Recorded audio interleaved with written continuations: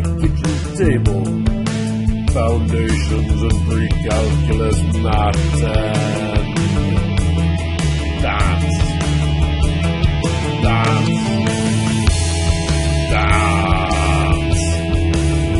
Exterminate. Today, factoring quadratic equations of the form ax squared plus bx plus c.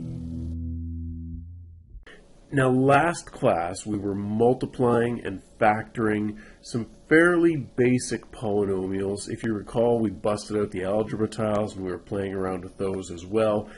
And we saw that factoring is really just a way to come up with the length of the rectangle that we create out of those algebra tiles.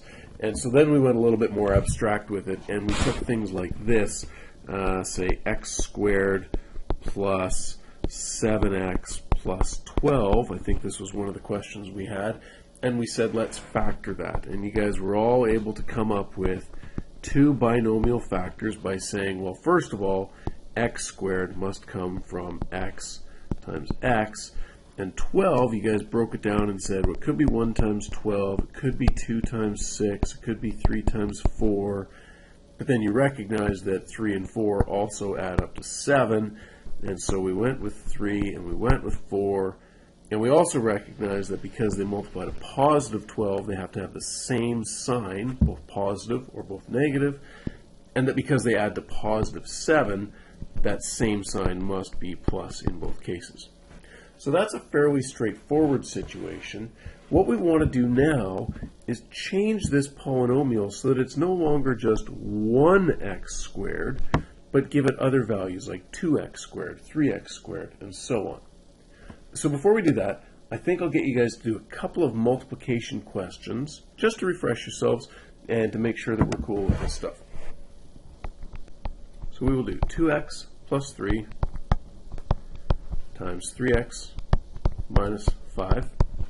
And I'll also have you do x plus 7 times 4x plus 3. Go ahead and hit pause and see how you can do on multiplying these. Okay, so hopefully we've worked through these all right. And on the first one on the left, 2x times 3x giving us 6x squared. 2x times negative 5 to get minus 10x. 3 times 3x for plus 9x. And 3 times negative 5 for minus 15. Simplifying to 6x squared minus x minus 15. And then over here on the right again, x times 4x. 4x squared, x times 3 is plus 3x, 7 times 4x is plus 28x, and 7 times 3 is plus 21. Tidying up one more time, 4x squared plus 31x plus 21. Brilliant. I'm sure you all got that. If you didn't, just check your signs and make sure you got things cleaned up there properly. What I want to highlight for you right now is the relationship between the two factors and the final product that we ended up with. There's a couple of very obvious relationships, but I think you need to be aware of them so that you can take a lesson in order to factor properly. Can you look, please, at the numbers 2x, 3x, and 6x squared?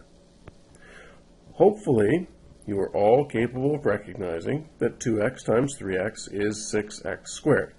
Those two first terms in both of those brackets multiplied directly to give us 6x squared. And then can you look, please, at the 3 plus 3 and the minus 5 and the minus 15. And hopefully, you will all recognize that positive 3 times negative 5 is negative 15. Shocking, I know. Same thing over here. X, 4x. Hey, those multiply to give 4x squared. 7, 3. Hey, those multiply to give 21. You notice that if you just consider the first two terms and the last two terms in the factors, the first two will always multiply to the first term in the final product, and the last two will always multiply to the last term in the final product. And we're going to use that to our advantage so that we can factor polynomials that look like this or like this. So let's suppose that some brilliant person gave us this quadratic expression and said, hey, could you factor that for me, please? And you said, yeah, sure, that sounds like an awesome thing for me to do. So what I'd like you to start off with is recognize that this is going to come from a couple of binomials multiplying each other. So we'll put down a couple of brackets like this. And let's start off by recognizing that our very first term is 6x squared. And 6x squared, if we're splitting it up evenly, must come from either 1x times 6x or 2x times 3x. And then over here, the other side, we've got this minus 12. I'll ignore the negative for right now and just consider 12. 12 must come from multiplying 1 times 12, 2 times 6, or 3 times 4. These are the things that are going to make up the two binomials that we've got here. And here's how we're going to do it. I want to share with you a couple of lessons that I've learned in my life. One of them is that when we're splitting these up and looking for the factors, it's usually the two that are closest together. It's usually 2x and 3x. It's usually 3 and 4. This is life lesson number 1. 8 times out of 10, it's the two factors that are closest to each other. So I'm going to take 2x and 3x and start off both of these brackets with 2x and 3x.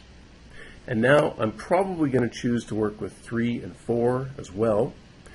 I don't know where they belong right now, so I'm just going to say, how about 3 right here and 4 right here. Now I also know that 3 and 4 have to multiply to give me negative 12, which means that one of them has to be positive and one of them has to be negative. Again, I don't really know which one it is. I'm just going to guess. Let's say positive here and negative here. Are these the correct factors for that expression up above? I don't know, but I can find out quickly enough.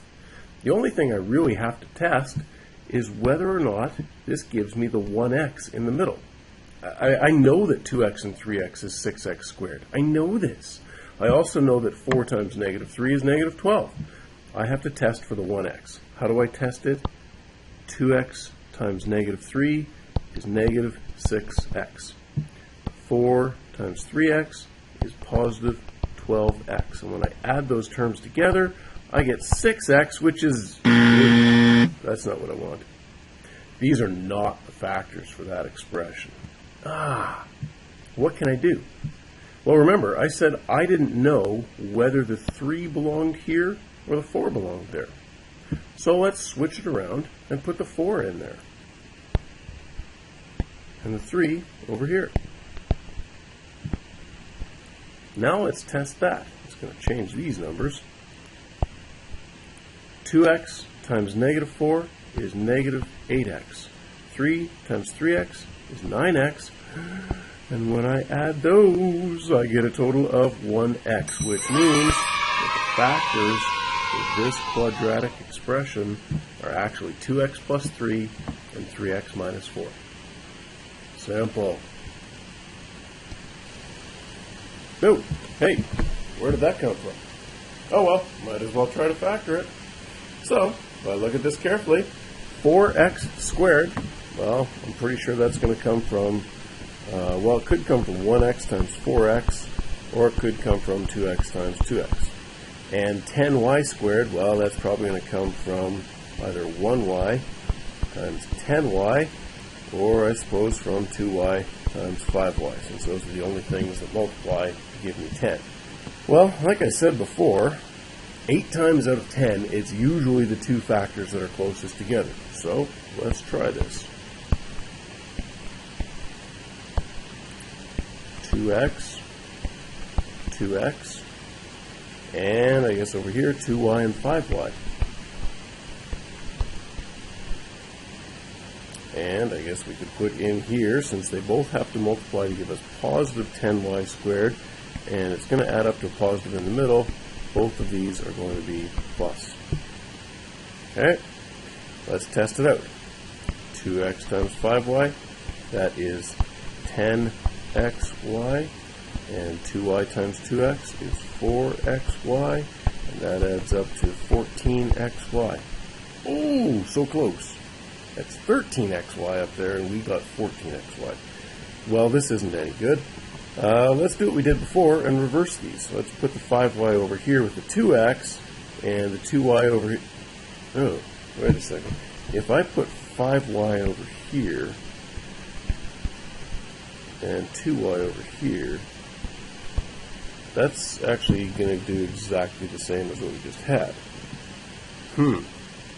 So I guess that's no good. I need to change something else in this question.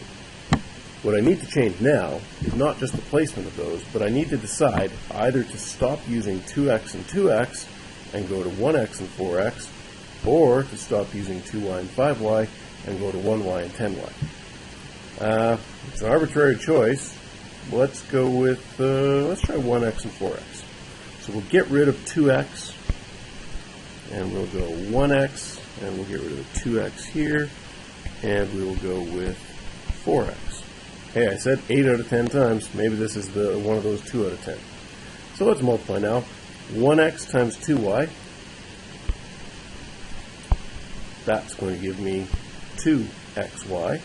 And 5y times 4x is going to give me 20xy. And that adds up to 22xy.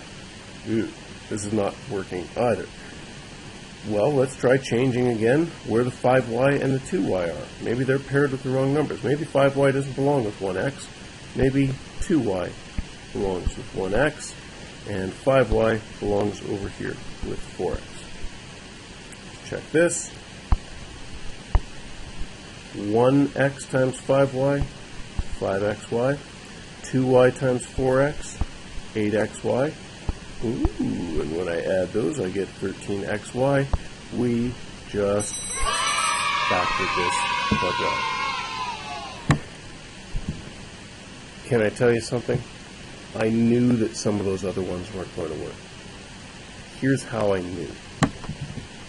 Remember, when you're factoring, you always get rid of common factors first.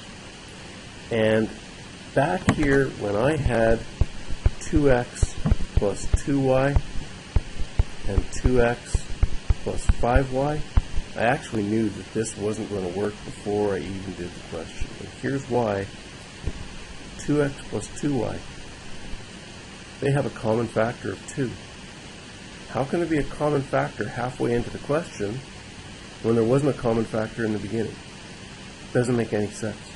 So actually, when I choose those numbers to pair up, and when I try to decide where to put the numbers, I never put 2x and 2y together in a bracket, because that makes a common factor. And if I can't avoid it with the numbers that I've chosen, like 2x, 2x, 2y, 5y, then I know automatically that I can't go 2x, 2x, and I have to go with 1x and 4x to try to get around this problem. Same thing happened actually in the previous question. Over here, 2x plus 4, that's got a common factor of 2. And in fact, we had the other bracket was 3x minus 3. That had common factors of 3. You cannot create common factors halfway through the question. That's how I knew those were wrong. You have now got a practice sheet. It's got sections A, B, and C, and you can get to work on that right now. So until next time, keep your pencil sharp, and I'll see you in class.